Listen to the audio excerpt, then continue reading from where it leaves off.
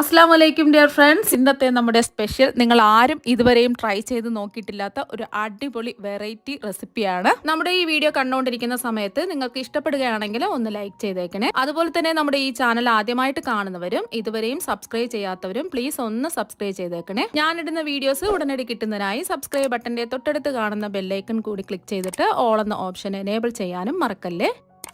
അപ്പോൾ ആദ്യം തന്നെ ഇതിനായിട്ട് ഞാനിവിടെ 200 ഗ്രാം സേമിയാണ് എടുത്തിട്ടുള്ളത്. നീളമുള്ള സേമിയാണ് എടുത്തിട്ടുള്ളത്. അതുകൊണ്ട് ഇതുപോലെ മുറിച്ച് ഇതായി എടുത്തിട്ടുണ്ട്. ഇനി മുറിച്ചെടുത്ത സേമിയ ഒരു ബൗളിലേക്ക് മാറ്റാം.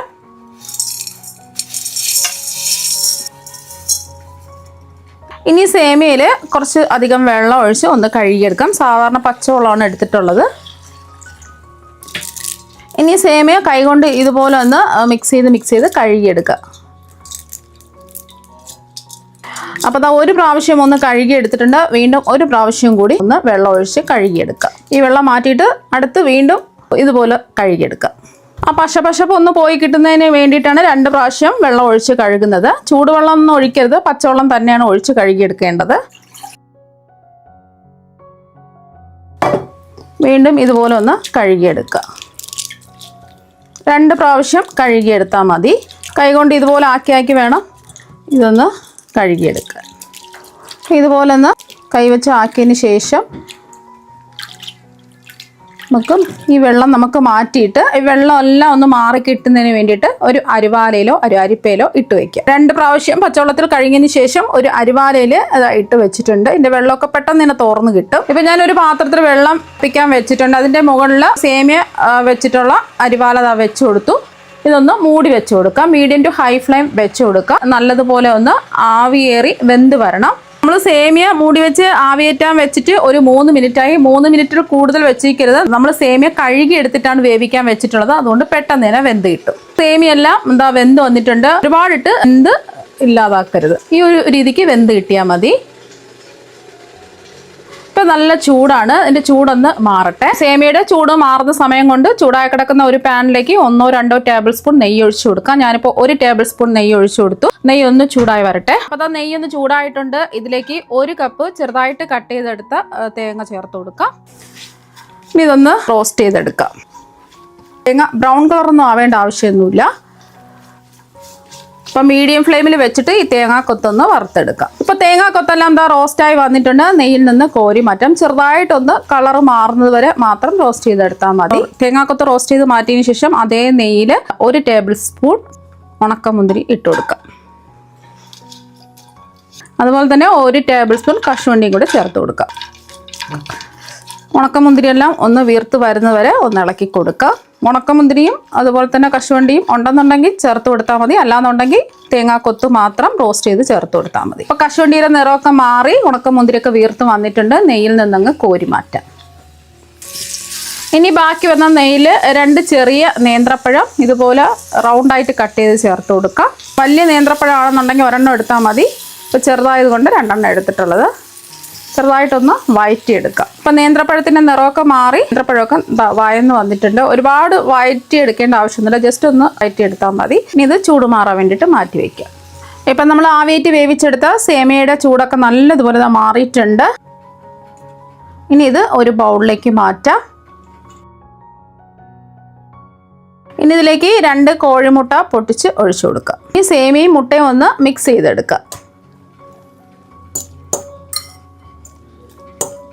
സേമിയ മുട്ടയും ഒന്ന് മിക്സ് ചെയ്തെടുത്തിട്ടുണ്ട്.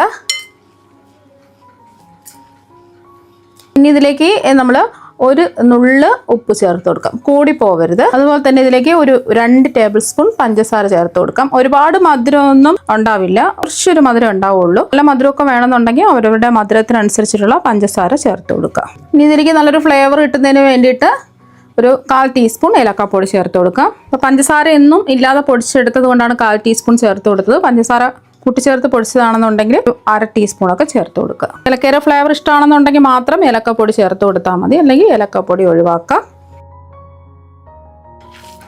ഇനി ഇതെല്ലാം ഒന്ന് മിക്സ് ചെയ്യാം. ആ പഞ്ചസാര ആ സേമിയയുടെ എല്ലാ ഭാഗത്തും എത്തണം. ഇനി ഇതിലേക്ക് നമ്മൾ കുറച്ചായിട്ട് പാല് ചേർത്ത് കൊടുക്കാം.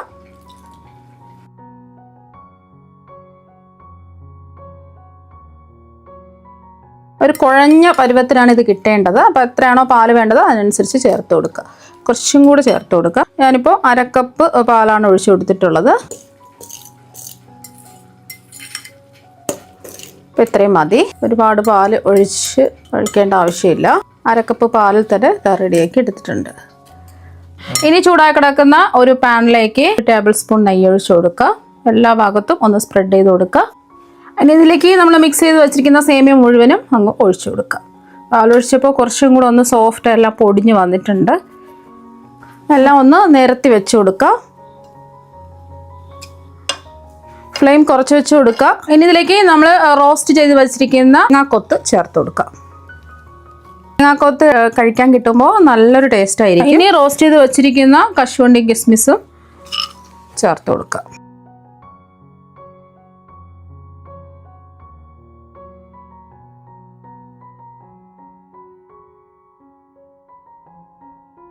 നമ്മൾ വയറ്റി എടുത്ത് വെച്ചിരിക്കുന്ന നേന്ത്രപ്പഴം ഇതിൻ്റെ മുകളിലായിട്ട് ഓരോന്നായിട്ട് വെച്ച് കൊടുക്കുക.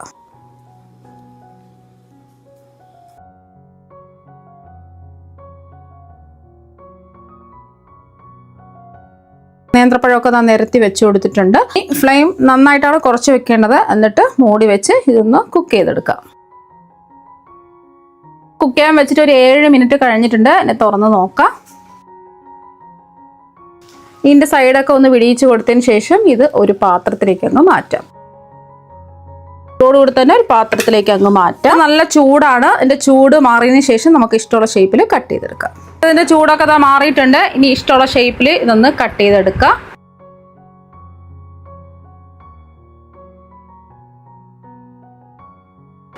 കട്ട് ചെയ്ത പീസ് അങ്ങ് എടുക്കാം. അപ്പോൾ അത് അടിപൊളിയായിട്ട് ഇതാ കിട്ടിയിട്ടുണ്ട്. നല്ല ടേസ്റ്റും നല്ല സോഫ്റ്റും ആണ് കഴിക്കാൻ വേണ്ടിയിട്ട്.